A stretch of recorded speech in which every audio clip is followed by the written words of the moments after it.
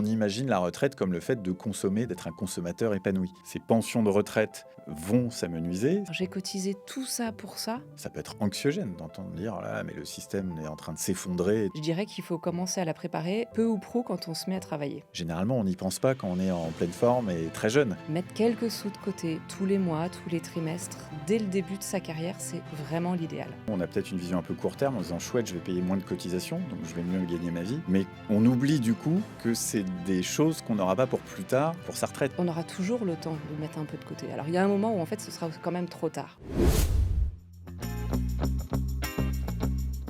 Bonjour et bienvenue dans mon podcast Patrimoine, le podcast de la gestion de patrimoine accessible à tous.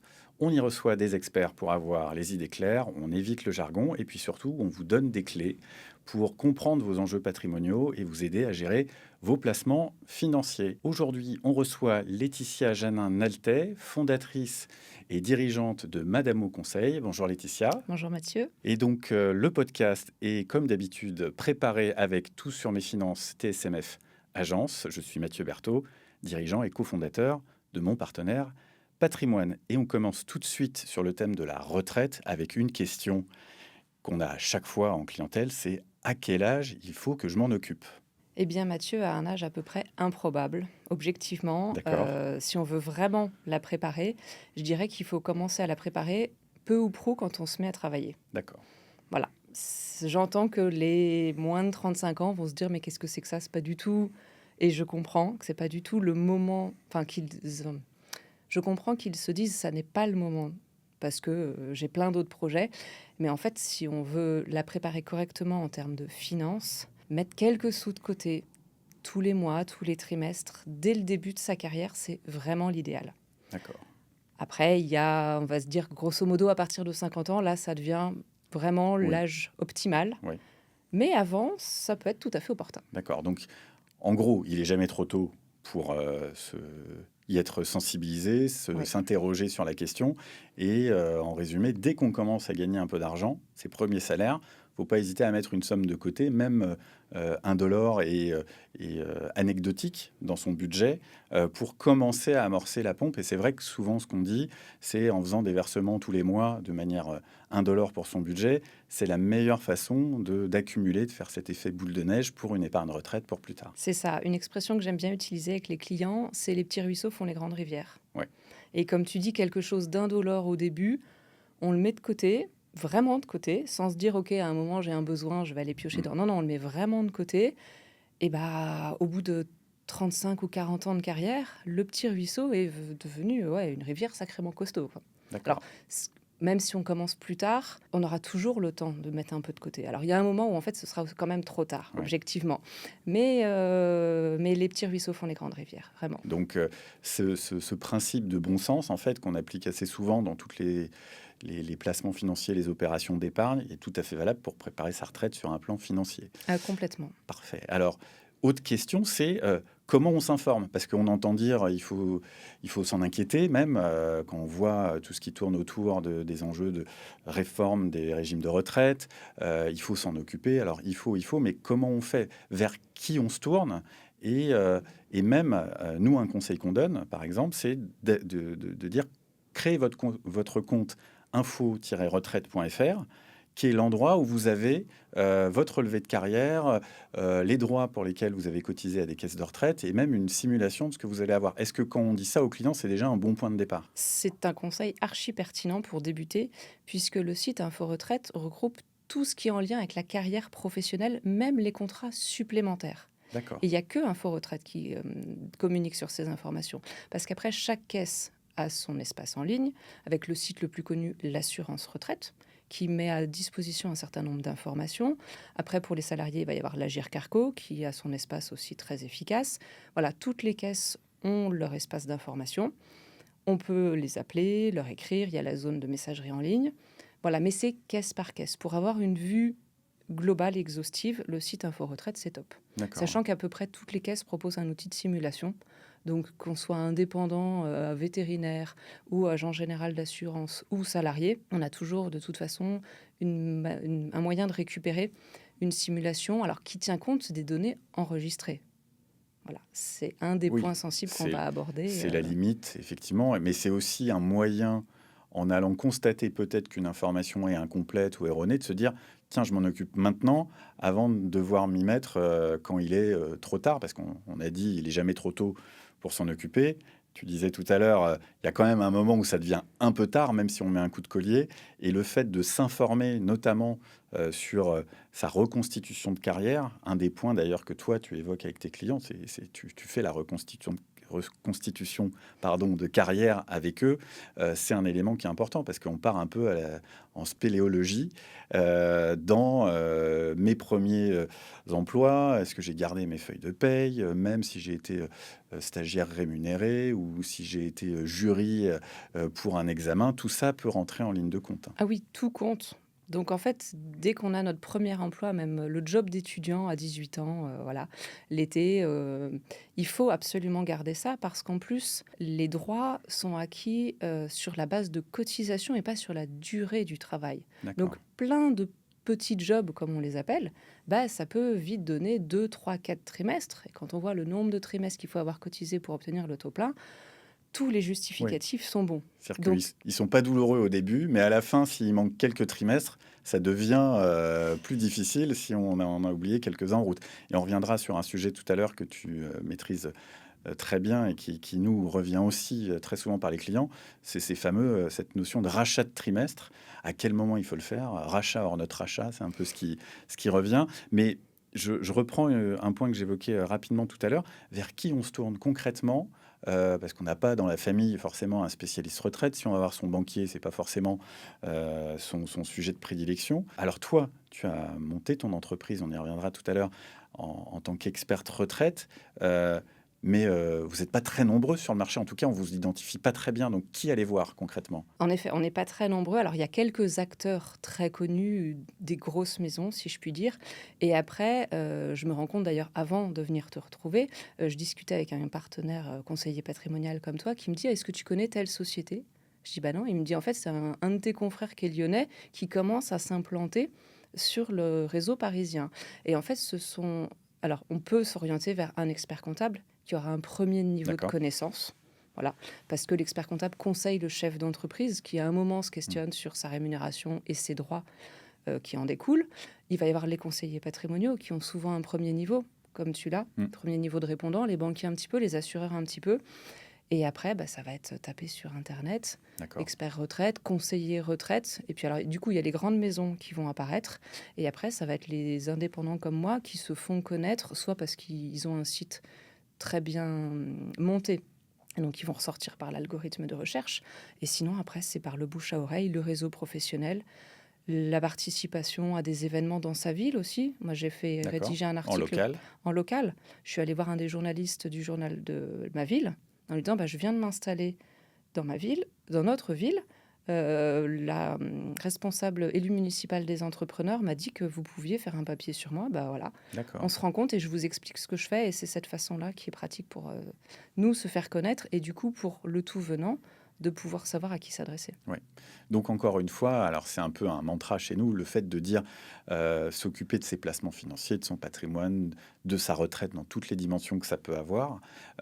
C'est pas notre quotidien quand on est occupé à être dans son activité salariée ou non salariée d'ailleurs.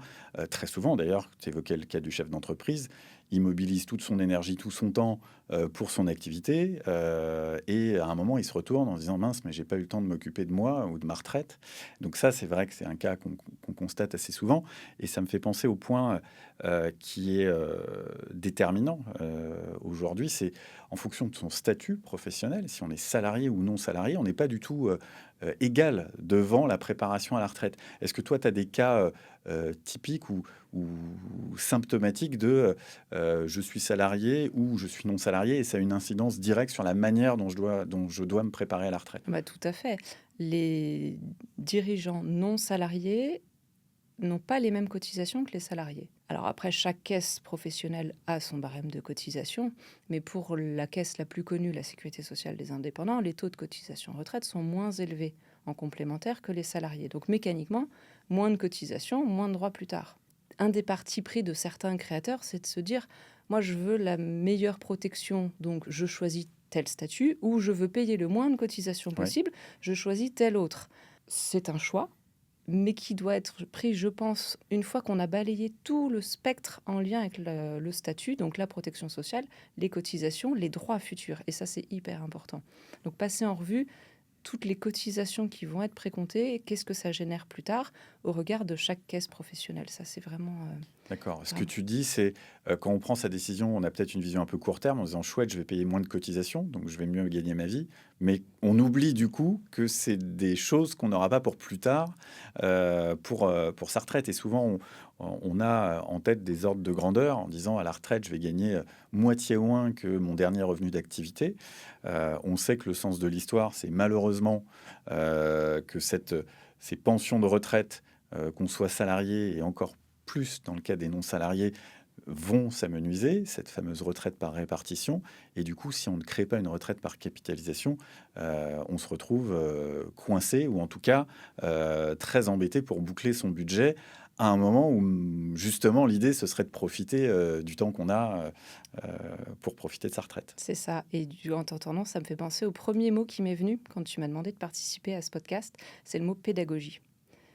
C'est une des choses les plus importantes quand on fait de l'accompagnement à la préparation retraite ou de l'assistance à la liquidation. C'est d'expliquer les droits acquis au sein de chaque caisse. Parce que le postulat de dire je vais gagner moitié moins, c'est en partie vrai pour le régime général, puisque la CNAV verse au maximum 50% Oui, d'un salaire moyen selon sa formule de calcul. oui. Mais c'est pas vrai pour l'Agirc Arco et c'est pas vrai pour d'autres caisses complémentaires ou de régime de base sur des branches professionnelles particulières.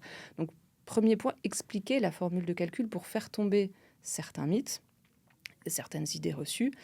Et après, voilà, expliquer, former, prendre les formules de calcul, caisse par caisse, et dire aux gens, attention, quand vous comparez, notamment le samedi soir, dîner entre amis, ah toi, tu touches ça. Ouais, J'ai eu le cas d'un jeune ouais. chirurgien dentiste qui comparait sa situation avec un de ses confrères qui allait prendre sa retraite. Et il me dit, mais j'ai entendu ce monsieur m'expliquer combien il va toucher, c'est une catastrophe, il faut absolument que je fasse quelque chose. Et mon réflexe, je dis, mais du coup, vous avez comparé réellement vos carrières, Mm. les revenus, Mm. la durée d'activité. Il me dit, ah bah pas du tout. Je dis, bon, bah c'est peut-être pas le moment de paniquer, Oui, c'est ça. parce qu'en fait, si on n'est pas à isopérimètre, la comparaison n'a aucun intérêt. Ouais. Donc toi, tu reprends quand tu es avec un client qui vient t'interroger sur qui veut découvrir ce sujet-là en étant accompagné, tu reprends vraiment toute la base, donc l'histoire de cette personne-là, professionnelle, c'est sa situation du moment, l'évolution de sa carrière. C'est vrai que nous, un des réflexes qu'on a, c'est notamment quand il y a des changements de statut professionnel. J'étais salarié, je deviens non salarié. On dit attention. Là, il faut bien raccrocher les wagons. Et c'est justement là où la reconstitution de carrière, comme toi, tu l'as fait, ou comme le site Info Retraite permet de la visualiser, c'est un élément important. Et alors, il y a un de tes sujets de prédilection qui est la préparation à la retraite pour les dirigeants d'entreprise. Est-ce que tu as des cas spécifiques pour lesquels tu peux nous dire, voilà, ça, c'est vraiment le truc à pas louper. Parmi toutes les choses auxquelles on a à penser, le truc à ne pas louper, c'est ça.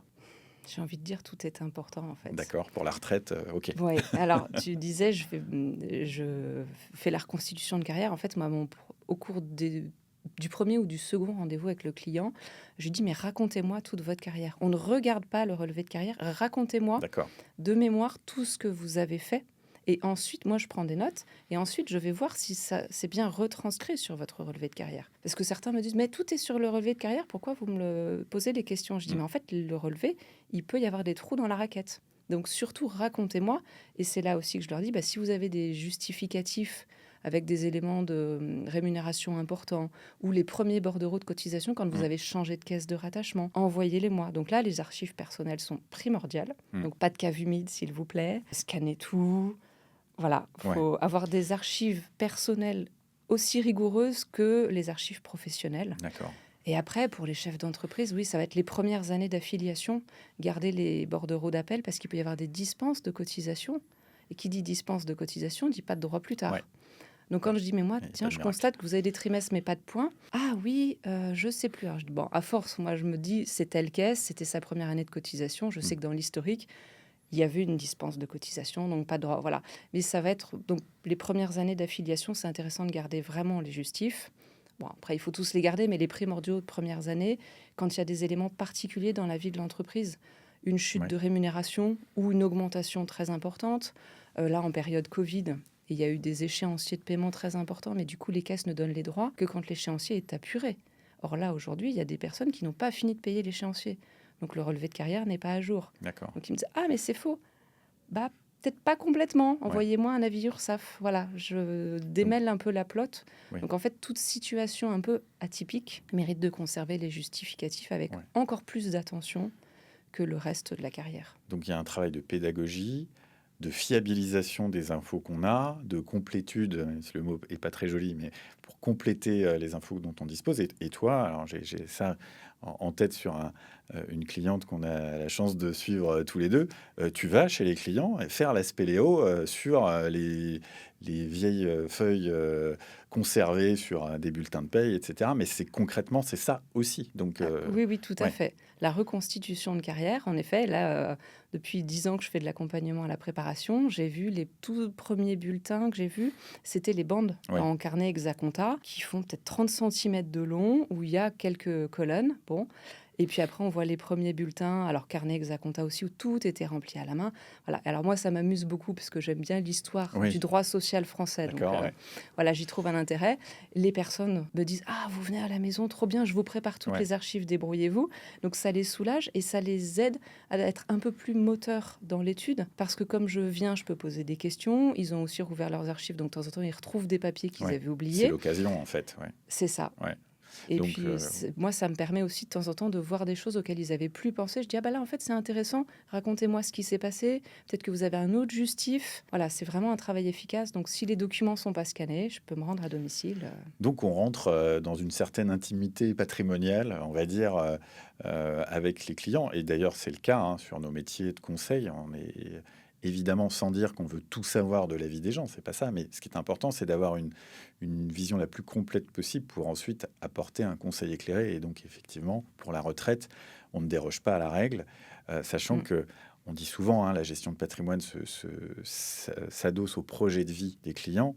Finalement, toute une carrière, ça vient alimenter le projet de vie à un moment, je vais prendre ma retraite ou je vais lever le pied. Il y a plusieurs, d'ailleurs, façons de passer à la retraite.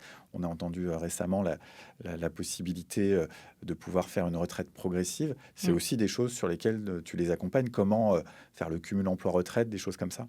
Oui, oui, tout à fait. C'est surtout les chefs d'entreprise ou quelques salariés qui, par exemple, ceux qui bénéficient de compte épargne-temps et qui Oui. se disent: bah, en fait, j'ai un gros stock de compte épargne-temps, j'ai pas forcément envie de me le faire payer au moment de mon départ. Je suis bien dans mon job, mais si je pouvais réduire un peu mon activité, donc retraite progressive ou compte épargne-temps, tout ça, en fait, on l'aborde au moment du lancement de la mission.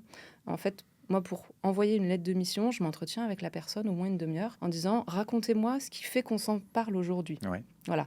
Qu'est-ce qui a déclenché? Est-ce que vous avez reçu une simulation et vous avez un peu paniqué? Est-ce que quelqu'un de votre entourage prépare sa retraite? Du coup, vous êtes sensible au moment. Voilà. Et donc, ils m'expliquent leurs questions. Moi, j'en pose d'autres pour justement voir si dans 6 mois, il ne va pas me dire: ah, au fait, la retraite progressive, ça m'intéresse, on en parle tout de suite. Voilà. Ouais. Je ratisse large pour ensuite dire: bah, on va travailler tout ça dans le périmètre du bilan retraite. Et donc, ça va être le rachat de trimestre qu'on a prévu d'aborder, Ouais. la retraite progressive, s'il y a eu de la carrière à l'étranger, comment est-ce que ça joue en France Bien sur sûr, la c'est carrière un française. cas, Voilà. c'est un cas très Si concret. je m'entretiens avec une personne qui travaille le plus au sein du foyer, bah, quel va être le sujet éventuel de réversion pour Ouais. l'autre membre du couple qui travaille moins, depuis combien de temps? Enfin voilà, tout ça, on peut Ouais. l'aborder. Et puis, si les personnes ont la main sur leur rémunération, bah, si j'augmente, si Ouais. je baisse, si je prends des dividendes, comment ça joue?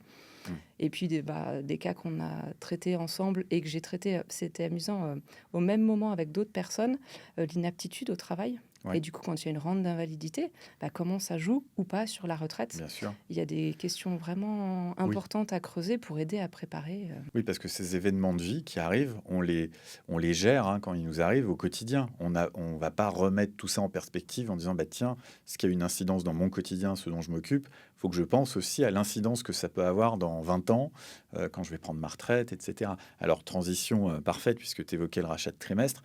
Nous, en fait, c'est vraiment la question, quand on est sur des bilans retraite, qu'on a à chaque fois. C'est-à-dire, mais est-ce qu'il faut que je rachète ou pas des trimestres? En plus, là, ils ont allongé, enfin, ils ont retardé l'âge légal de départ en retraite. Donc, si je rachète des trimestres, mais qui me rajoutent 2 ans, du coup, je rachète pour rien. Comment il faut aborder ce sujet-là pour le fait de se dire rachat hors notre rachat de Ouais. trimestre?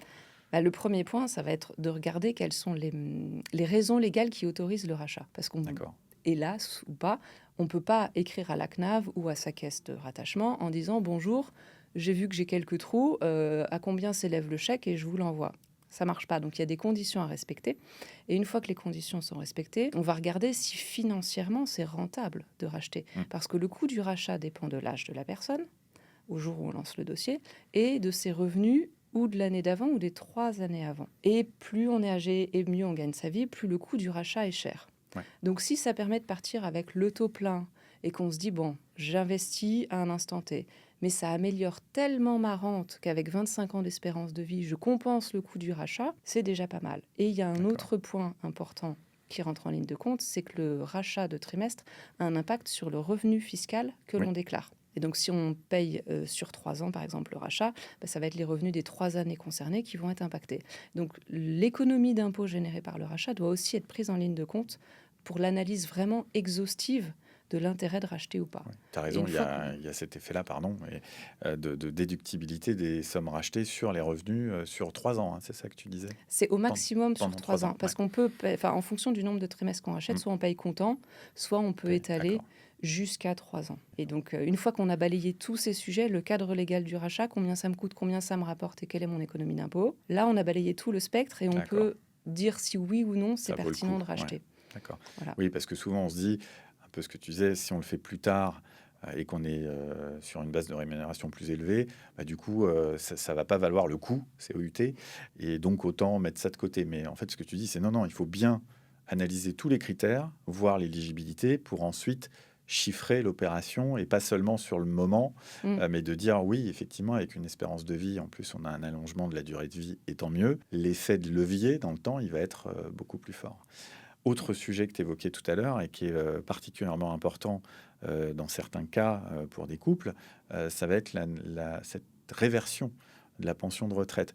Quel cas pratique, toi, tu as déjà pu traiter et avec la boîte à outils que tu utilises, comment tu as pu travailler sur ce sujet de la réversion? Alors, le premier cas que j'ai eu, c'est monsieur 58 ans qui a toujours énormément travaillé, mais du coup qui s'est dégagé des revenus conséquents parce qu'il a réussi à bien développer sa boîte. Madame qui s'est arrêtée de travailler très vite pour élever les 3 enfants. Et en fait, peu de temps avant qu'on lance le bilan retraite de monsieur, il a perdu un de ses amis du même âge, maladie foudroyante, et sa femme, du coup, qui ne travaillait plus comme sa propre épouse, s'est retrouvée avec une fonte de revenus colossale. Parce que bien que la réversion existe, les caisses ont leurs propres conditions de versement et certaines caisses disent nous on vous verse si vous percevez peu de ressources. D'accord, il y a une Voilà. condition de ressources. C'est ça. Et du coup, quand on n'a pas prévu et qu'on a un train de vie un peu conséquent, il peut y avoir quelques mois difficiles, le temps de réorganiser la vie. Donc au-delà de l'émotion de perdre son conjoint un peu jeune, la matraque financière qui Ouais. tombe est compliquée. Donc là, moi, mon client m'a dit, bon, voilà ce que je viens de vivre. Du coup, si je décède, vous venez de faire mon étude, combien va toucher mon épouse? Il a vu ses charges fixes en disant, si je décède, il y a quand même des charges incompressibles. Bien sûr. Ok, j'ai confiance. Maintenant, je vais me faire conseiller par un conseiller patrimonial ou mon banquier sur combien je dois placer tout de suite pour compléter l'éventuelle réversion de mon épouse si je décède avant elle, tant qu'on a le train de vie qu'on a aujourd'hui. Oui, bien sûr. Alors effectivement, on ne se le souhaite jamais, mais nous, on prend souvent la fameuse allégorie de je passe sous un bus, hein, on ne choisit pas. Et ça, au-delà de la peine que ça emporte, ça peut aussi emporter des incidences budgétaires et financières immédiates, et notamment quand il y a un déséquilibre des rémunérations et que c'est celui qui était le mieux rémunéré qui disparaît. Là, si on n'a rien prévu, personne vient à son secours, hein. Il y a pas, malheureusement pas de miracle. Okay. C'est ça. Donc là-dessus, point d'attention, notamment quand le cas que tu évoquais pour ton client, alors lui, il a été interpellé par un cas qu'il a touché de manière très proche. En fait, ce qu'on dit aussi assez souvent, c'est le fait de s'en occuper, ça ne déclenche pas l'événement qu'on redoute, hein. C'est comme un contrat Ça, c'est sûr. en prévoyance. C'est pas parce qu'on commence à regarder s'il faut être couverts. Alors, on pense au risque d'essai, mais il y a aussi les risques d'invalidité. Le fait d'être empêché de faire son activité qui apporte sa rémunération, tout en étant toujours en vie, c'est quand même un risque qui peut arriver. Et donc aussi sur des incidences et des enjeux de retraite, ça va avoir son importance. Oui, oui. Et c'est intéressant ce que tu dis. Nous, on le voit beaucoup quand on travaille sur le choix du statut et l'impact de la rémunération sur la protection sociale. Quand on interroge les clients sur quels sont vos besoins en termes de protection, la première réponse, c'est les frais de santé. La mutuelle, je vais chez le médecin ou autre. Et en fait, oui, ça peut coûter un peu cher. On va se dire, bon, j'ai payé 150 € la consultation du spécialiste, c'est mal remboursé. Bon, mais en fait, ça coûte bien plus cher d'être dépendant, voire invalide, et de n'avoir pas souscrit. Et ça, les gens, ils pensent très, très peu. Et du coup, quand en plus, on se retrouve dépendant en percevant la petite réversion d'un conjoint décédé, bon, voilà, c'est pas top. Donc, anticiper tout ça pour déjà en avoir conscience. Donc, retravail de pédagogie. Et ensuite se dire, OK, est-ce que j'ai encore une capacité d'épargne? Je mets de côté. Ou j'en ai pas trop. Comment, au fil des mois, je vais pouvoir m'organiser pour mettre en place la meilleure solution possible à date. Oui, bien sûr. Et tu as raison, il existe, on évoque aussi la boîte à outils, mais il existe plein de solutions en fonction de son statut professionnel, en fonction de sa carrière, en fonction de ses objectifs, des solutions d'épargne individuelle ou collective, qui peuvent être mises en place d'ailleurs dans l'entreprise dans laquelle on travaille quand on est salarié, ou par un entrepreneur dès qu'il a un salarié. Donc en fait, il n'y a pas de problématique de solution. C'est plutôt le fait de ne pas poser le problème à un moment suffisamment tôt qui peut effectivement générer une situation de difficulté. Alors pour nous, on a un peu ce réflexe-là quand on est conseiller en gestion de patrimoine ou conseiller en investissement financier, c'est on parle épargne retraite. Donc ça, c'est quelque chose qui est dans notre quotidien et sur lesquels, je dirais, spontanément, les gens viennent nous voir. Ils nous disent faut que j'épargne pour ma retraite. Il y en a qui disent faut que j'épargne pour ma retraite et que je diminue mes impôts, etc. Et c'est vrai que là, tout le monde connaît, en tout cas beaucoup de monde connaît les solutions type plan épargne retraite. Quels sont les placements ou les enveloppes d'investissement que tu préconises d'utiliser, on va dire, pas systématiquement, mais quasiment à chaque fois, qui apportent des éléments de réponse dans tes bilans retraite ou en préconisation? En fait, je vais faire réfléchir mon client sur quelle est, dans son budget mensuel, quelle est la part des charges fixes incompressibles, D'accord. Quelle est la part des dépenses plaisir et quelle est la part de dépenses du coup d'épargne, alors comme tu disais en début d'échange, de part d'épargne indolore. Et en fonction de ça, on va pouvoir voir si l'épargne indolore, en fait, on peut pas l'augmenter un peu ou pas.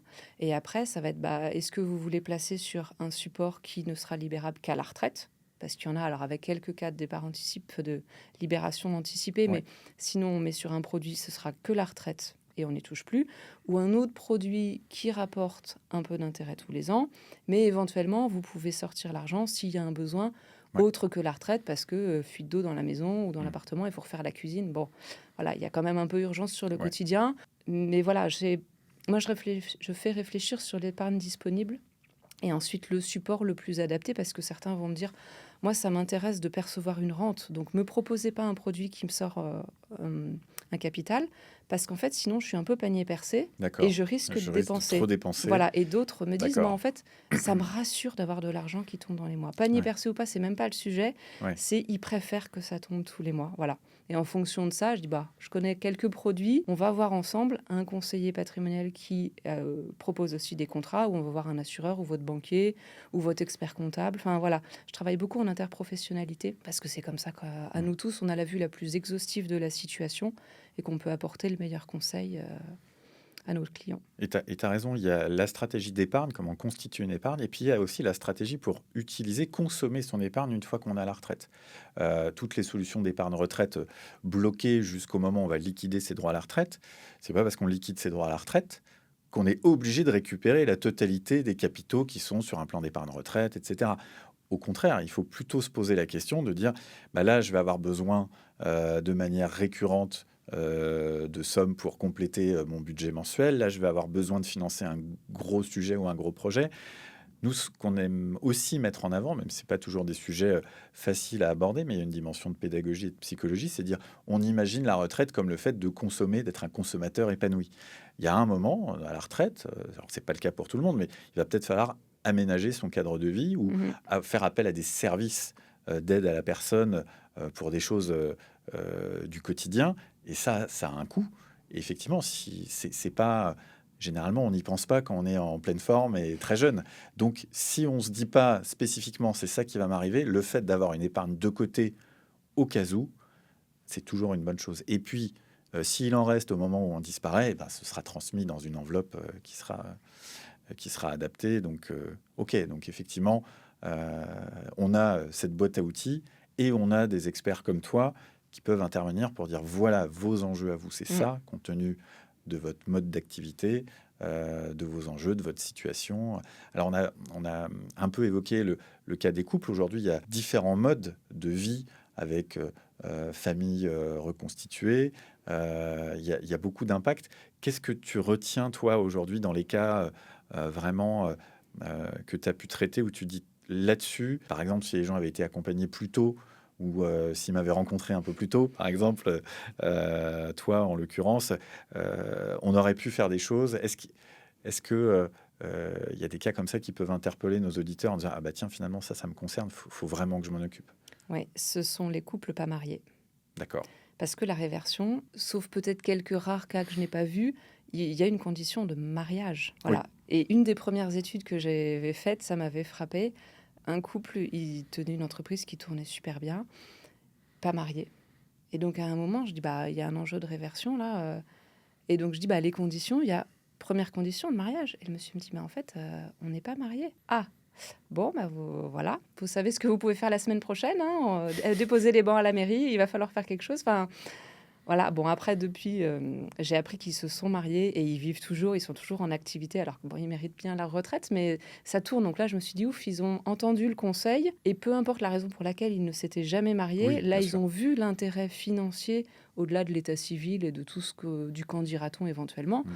Voilà, là, madame est couverte. Ah ouais, donc Donc c'est ouais, effectivement les enjeux, la situation matrimoniale a aussi potentiellement un impact sur une bonne préparation à la retraite, équilibrée en termes de rémunération entre l'un et l'autre ou en termes de protection oui. du conjoint. Oui, oui, parce que ça joue aussi sur la réversion. Quand il y a eu divorce et remariage de l'un des deux, bah, s'il y a analyse de la réversion, ou enfin même demande de réversion au moment du décès de l'un, bah, s'il y a eu divorce, ça a des conséquences. De temps Ouais, en temps, bah, ça fait perdre complètement. Enfin, ouais, divorce avec remariage, voilà, c'est un vaste sujet, mais la situation matrimoniale, pardon, tout à fait, ouais. est vraiment, vraiment à prendre en ligne de compte dans l'organisation de la préparation. Bah, très clair. En tout cas, ça donne, j'espère, à nos auditeurs une, une approche concrète sur des cas qui peuvent les inciter à se dire: «Ah bah tiens, je vais appeler Laetitia ou je vais regarder, finalement je me dis qu'il faut que je m'en occupe». C'est un moment. Alors évidemment, nous, on préconise toujours d'être accompagnés, ne serait-ce que pour défricher un petit peu le sujet. On peut, comme tu le disais tout à l'heure, aller sur internet, il y a des ressources qui sont très bien faites. Tu parlais d'Info Retraite. C'est vrai qu'il y a beaucoup de sites, comme Tout sur mes finances, d'ailleurs, en termes de pédagogie, qui présentent les enjeux de préparation à la retraite. Mais le mieux, c'est quand même d'être accompagné par quelqu'un qui a en plus à l'expérience. Alors c'est très bien, ça va nous faire la transition vers qui tu es, ton parcours. Donc tu as lancé ton activité il y a peu de temps. Tu t'es dit, après avoir travaillé en expertise comptable pendant des années, tu t'es dit à un moment, allez, je lance mon entreprise. Qu'est-ce qui t'a porté, qui t'a poussé vers cette idée-là? Alors, ça fait 10 ans que je fais de l'accompagnement à la préparation retraite. D'accord. Et plus j'en fais, plus ça me passionne. Ok. Et à un moment, dans mon ancien poste, eh ben, bien faire mon cœur de métier historique et le conseil à la préparation en retraite, ça devenait un peu challengeant. Et donc, on avait regardé au sein du cabinet comment s'organiser. Et puis moi, j'avais d'autres projets par ailleurs, personnels. Et je me suis dit, bah, alors on a essayé une organisation, puis une autre. Et moi, il me manquait toujours quelque chose. Et en parlant, à un moment, je dis, bah, pour moi, le mieux, c'est de me lancer. Et j'en suis vraiment ravie. Super. Donc, oui, pour pouvoir ne faire que ce qui te passionne, être sur ton cœur de métier qui, plus tu le pratiques, plus il t'enrichit et te permet aussi d'apporter une super valeur ajoutée à tes clients. Ça a été vraiment ça qui a été Ouais. ton facteur déclencheur. Donc, tu as lancé Madame au Conseil. Alors, la question qui me vient, tu le sais, c'est pourquoi Madame au Conseil? Ah, j'entends souvent ça. Alors, à l'origine, je m'étais dit, je veux pas un nom trop qui mettent dans une case. J'aime pas être D'accord. mise dans une case, donc conseil retraite, expert Ouais. retraite, voilà, c'était pas du tout moi. Donc je me suis dit, il me faut un nom que je vais avoir plaisir à prononcer tous les jours. Et en discutant avec mon mari un jour, on s'est dit, bah, je me souviens où c'était, mais en fait, je me souviens plus comment on est arrivé à ça.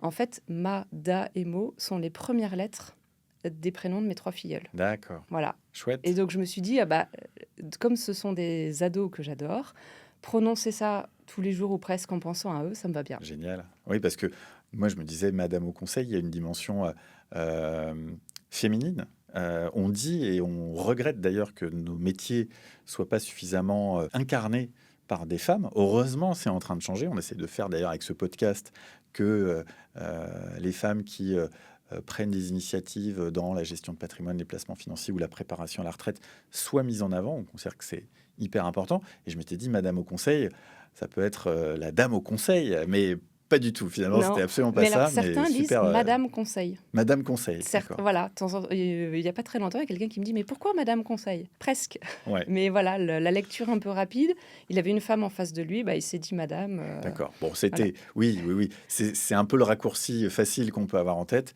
alors qu'en fait, Ouais. l'histoire est super sympa par rapport à tes filles. Là. Mm. Donc, super. Alors, souvent, je dis aux experts qui viennent nous voir, euh, ton métier, expert comptable, avocat fiscaliste, conseiller en gestion de patrimoine, c'est rarement un rêve d'enfance. Donc, pour toi, je ne vais pas te demander ce que tu rêvais de faire quand tu étais enfant, mais plutôt comment, au-delà même de l'expérience que tu as eue, comment tu t'es dit, oui, oui, c'est là-dedans que je peux exceller. C'est quoi les leviers qui t'ont amené à te dire, je veux vraiment me spécialiser là-dedans. C'est un sujet qui me passionne. Tu parlais un petit peu d'histoire même tout à l'heure. Voilà, c'est tout ça mélangé qui a fait ce cocktail qui est détonnant aujourd'hui. C'est ça. En fait, bah, évidemment, au primaire, je ne savais pas qu'expert comptable existait. Bien Au sûr. collège, pas plus.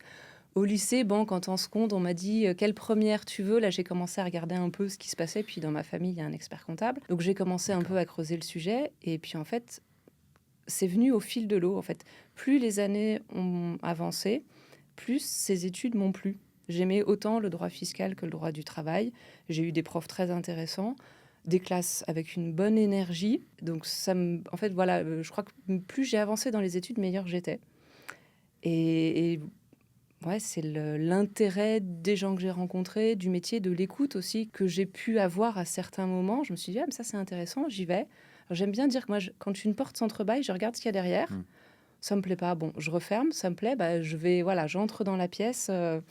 Et je pense que voilà, c'est le fruit de profs passionnants déjà. Ouais, ça compte aussi, c'est sûr. Voilà, un prof principal en seconde qui a dit cette filière-là, ça pourrait être pas mal pour elle. Il avait carrément raison. Et puis après, des profs intéressants, des stages dans lesquels je me suis un peu impliquée. J'avais un bon tuteur, voilà, et le plaisir d'apprendre et d'y trouver un intérêt. Et puis après, voilà, un premier boss très bien qui forme, qui prend le temps de faire découvrir le service d'à côté quand il y a un peu de trou dans le planning. Et puis à un moment, je me suis dit, ouais, en fait, ça, c'est la bonne filière. Ouais, c'est chouette parce qu'effectivement, c'est en faisant les choses que tu t'as un peu consolidé l'intérêt que tu avais. Alors, il y a évidemment la curiosité qu'on a naturellement, plus ou moins, et puis des centres d'intérêt à côté qui viennent nourrir tout ça. Mm. Et dans le regard de tes clients, qu'est-ce que toi, tu perçois comme étant vraiment le service, la valeur ajoutée que tu leur apportes qui fait qu'ils se disent, ah, je suis content d'avoir pu évoquer ça avec Laetitia. Tu vois, ils repartent au-delà d'un bilan retraite nickel chrome. Il y a toujours un peu plus que ça. C'est quoi que tu retiens, toi, dans tes expériences avec les clients, comme étant des retours où tu dis, voilà, ça, j'ai vraiment réussi à faire ce que je voulais faire. Ils ont compris déjà les enjeux de la retraite et pourquoi ils vont percevoir telle retraite. Ça, ils me disent, j'ai compris. Je dis, bon, ça va, mon travail de pédagogie a été bon.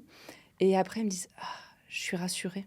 Ouais. Même si le montant que j'aborde avec eux ne leur convient, enfin les déçoit, ils disent, ok, maintenant je sais où je vais, je peux m'organiser en conséquence. Vous êtes venu à domicile, ça m'a beaucoup soulagée. Quand je Ouais. leur propose ça, ils me disent, ah, vous faites? C'est vrai. Ouais. Et donc, voilà, grand soulagement. Ils comprennent, ils savent où ils vont. Et du coup, ils peuvent mettre en place une organisation la plus adaptée possible pour améliorer leur future rente quand ils ont un peu de temps devant eux, ou pour gérer leur quotidien le mieux possible en fonction de ce qui les attend à 3, 4 ou 6 mois. Oui, tu as raison, parce qu'en fait, il y a une notion un peu de peur de l'inconnu, ou le fait de se dire, allez, je mets la tête dans le sable pour pas en entendre parler. Parce qu'en fait, il y a quand même des moments, quand on réfléchit, qu'on prend le recul, pour tout un chacun dont ce n'est pas le métier. Franchement, notamment dans les médias, ça peut être anxiogène d'entendre dire ah, mais le système est en train de s'effondrer, etc. C'est pas le sujet de savoir si le système s'effondre, c'est surtout de savoir, enfin, si, c'est quand même un sujet s'il s'effondre. Ce que je veux dire, c'est que parfois le trait est un peu noirci, et si ça peut faire qu'on se mobilise pour améliorer les choses, pourquoi pas. Mais tu as raison, parfois on voit des gens qui ont fait plein de choses et qui ont quand même le sentiment d'avoir pas bien fait. Et très souvent, nous, on a la question de dire on a fait ça, ça, ça. C'est bien, c'est pas bien. Si déjà vous avez fait des choses, vous avez agi par anticipation. Donc déjà, c'est une bonne démarche. Après, on voit comment on peut compléter. Toi, tu dirais aujourd'hui, les personnes qui doivent le plus se soucier des enjeux de retraite, ce serait qui dans les personnes que tu peux croiser dans la rue? Ceux qui ont une carrière hachée, Ouais, d'accord. là, il y a un vrai enjeu d'avoir conscience et éventuellement de se dire, bah, est-ce qu'à aujourd'hui, j'ai 52 ans, je peux faire quelque chose Ouais, ou c'est trop tôt parce qu'en fait, à 52 ans, on ne peut pas encore faire corriger sa carrière. d'accord. Voilà, on peut la compléter mais pas la À la corriger. corriger, ok. Ou est-ce que j'ai 58 ans et du coup, qu'est-ce qu'il est faisable ou pas? Est-ce que c'est trop tôt? Non, ce sera jamais trop tôt, mais est-ce que c'est trop tard? Voilà, surtout les carrières hachées. Et après, ce serait dur de choisir entre les revenus les plus modestes ou les revenus les plus élevés. Ouais, tout le Parce monde est que, concerné en fait. bah oui, parce Ouais. qu'il y a ceux qui vont de toute façon dire j'ai cotisé tout ça pour ça. Ouais. Bon, mais en fait, le tout ça, c'est faut leur faire expliquer ce que ça représente pour eux, parce que tout ça, en fait, ça veut tout et rien dire. Donc c'est donc les carrières hachées et après un peu tout le monde. Donc ton parcours passionné quand même pour ce sujet-là, il n'y a qu'à écouter la manière dont on parle, on sent effectivement que ça te porte, ça t'inspire, et qu'effectivement, en tout cas, nous, les premiers cas clients qu'on a travaillé ensemble, effectivement, à chaque fois, on apprend des choses, on voit des choses, et on voit aussi la réaction des clients qui sont, par exemple, quand tu dis mais je viens chez vous, on va regarder ensemble, etc. C'est vrai que c'est une aide super appréciable, et pas seulement si on fait de la phobie administrative. Même quand on n'est pas phobique administrativement, on se dit jamais chouette, je vais aller vérifier mes vieux bulletins de salaire, ou bien sur Info Retraite s'il n'y a pas un trou dans la raquette. Merci pour ton implication en tout cas, parce que ça nous aide aussi. Et tu parlais du fait de travailler en interprofessionnalité. On a besoin, nous, conseillers en gestion de patrimoine, d'avoir des bons professionnels sur des éléments de spécialité sur lesquels nous, un peu en tant que chef d'orchestre, on va pouvoir venir. Mais le soliste, ça va être effectivement, en l'occurrence, toi, l'experte retraite sur ces sujets-là. Mais oui, parce qu'on est tous sur des métiers complexes en fait. Bien sûr. Et pour bien faire notre Ouais. métier, bah, on peut pas se mettre à rajouter 12 cordes ou alors elles vont toutes jouer plus ou moins faux. Ouais. Quoi.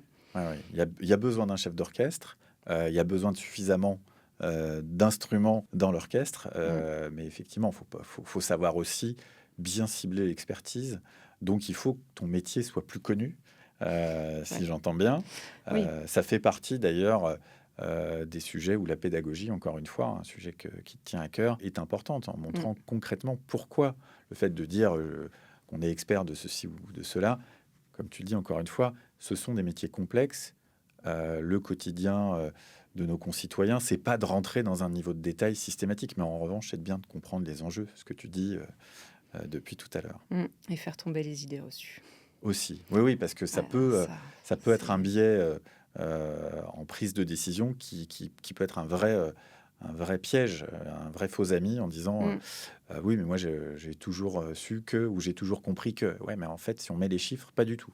Et puis, il faut rentrer dans le détail, puisque souvent le diable est dans les détails. Oui. Alors, tu le sais, dans notre podcast, on accorde énormément de valeur au conseil. Tu nous l'as montré aussi, puisque tu fais partie de ces professions de conseil. Toi, dans ta carrière professionnelle, quel est le conseil qu'on t'a donné et qui t'a marqué, plus que ce soit un conseil amical, professionnel? Qu'est-ce qui t'a vraiment, où tu y repenses encore aujourd'hui, tu dis vraiment ça m'a changé un petit peu, ça m'a transformé? Et ben, quand tu m'as posé cette question la première fois, je me suis dit waouh, qu'est-ce que c'était? Et en fait, très vite, j'ai repensé à un de mes premiers chefs qui m'a dit ok, bon, tu es plus dans la filière droit social du cabinet, mais puisque tu as déjà bien avancé dans les études comptables et qu'on t'offre le stage d'expertise, vas-y, tu as tout à y gagner. Alors, il ne l'a pas formulé exactement comme ça, mais moi, je l'ai compris comme ça. Je me suis dit, bah, après tout, oui. Et ça, c'était le meilleur conseil que j'ai entendu et que j'ai suivi, de passer mon diplôme d'expert comptable, avec du coup toutes les années de formation, de rencontres, de travail personnel, d'enrichissement, de douleur un peu de temps en temps. Mais ça m'a ouvert tellement de portes derrière que, ouais, que ce monsieur m'ait conseillé de passer le DEX, c'était une des meilleures phrases que j'ai entendues. Et alors, de la même façon, toi, dans ton parcours, quel est le conseil que tu as pu donner dans ta vie professionnelle qui a été, où tu as l'impression que c'était le plus marquant, que tu te dis ça, ce jour-là, j'ai été bien inspiré, j'ai donné un vrai conseil et puis je peux en voir peut-être les résultats. Alors, il y a 2 choses, 3. La première, c'est une expression que j'ai employée tout à l'heure, que je fais pour moi, c'est Ouais. quand je vois une porte entrebâillée, je vais regarder ce qui se passe derrière. Et j'ai toujours fait ça en me disant, bah, soit je reste dans ma zone de confort, bah, et très bien, ça me plaît, ok. Je suis dans ma zone de confort, j'y vois pas l'intérêt. Ou je vais sortir de ma zone de confort, et ça, c'est quelque chose que j'aime bien, les challenges. Et en faisant du conseil retraite, on est challengé tout le temps, parce qu'il n'y a pas une étude pareille à C'est l'autre. clair. Et donc, allez voir ce qu'il y a derrière la porte. Et en décembre, j'ai échangé avec une jeune femme au cabinet dans lequel j'interviens régulièrement, qui terminait son alternance et qui m'a dit, mais si tu avais quelques conseils, ce serait quoi? Et le premier, c'est celui-là. Je lui ai dit, Camille, regarde ce qu'il y a derrière la porte entrebâillée. Voilà. Après, il y a 2 phrases qui m'ont marquée. Une année aux universités d'été de l'ordre des experts comptables, il y a un monsieur, alors je ne sais pas s'il était parachutiste, formateur parachutiste ou pas, qui est intervenu et il avait affiché sur l'écran un parachute. Et il a employé une phrase qui est « qui ose gagne ». Et ça, je le dis et je me l'applique souvent. Alors, je ne gagne pas à tous les coups, mais au moins, j'ai tenté de. Tu as osé. C'est ça. Et ça marche pas mal. Et le dernier point qui m'a marqué, en 2017, je crois, ou je ne sais plus trop, j'ai entendu en conférence Bertrand Piccard, qui parlait de Solar Impulse et de tout son travail de préparation. Et il expliquait pour lui la nuance entre motiver et convaincre, en insistant sur la valeur positive de la motivation, l'état d'esprit de l'équipe qu'on embarque avec soi. Ouais. Et je me suis dit, ouais, ça c'est top. Voilà. Ouais. Et donc j'ai beaucoup capitalisé là-dessus après, dans ma façon de travailler et quand je dirigeais une grosse équipe, dans la façon dont je partageais les informations pour les embarquer avec moi dans la façon de travailler et d'accompagner nos propres clients. Donc très souvent, on voit, d'ailleurs c'est assez marrant de le voir auprès de tous les experts qui viennent comme invités dans mon podcast Patrimoine. Il y a toujours une très forte dimension humaine dans le conseil. C'est pas forcément un conseil qui techniquement va être super fort. Alors évidemment, on est très content de faire un conseil très pointu, très précis dans son domaine d'expertise. Mais souvent, c'est le conseil humain. Là, tu évoques Bertrand Piccard. Donc là, en termes de challenge, on est sur du top niveau. Il faut de la technicité. Puis ça embarque un sacré... Là, il faut oser, il faut y aller. Donc j'aime beaucoup cette précision entre motiver et convaincre. Donc ça, c'est une belle anecdote que tu partages avec nous. Merci encore pour ça. Et puis merci pour avoir accepté de venir parler de ton métier, de cette expertise retraite que tu travailles au quotidien au service des clients, quel que soit leur statut. On rappelle effectivement qu'il n'est jamais trop tôt pour non pas seulement y penser, mais s'y intéresser et surtout agir en étant accompagné. C'est un peu aussi un des credos de ce podcast. Un grand merci Laetitia pour ta participation. Merci Mathieu de m'avoir invité et c'était un plaisir. plaisir de partager avec toi tout ce travail passionnant du quotidien. Je serais ravi que le message que tu as porté soit largement entendu dans la communauté et les auditeurs de mon podcast Patrimoine. Merci pour votre attention, pour votre fidélité et on vous donne rendez-vous pour un prochain épisode très bientôt. Merci, au revoir. Au revoir.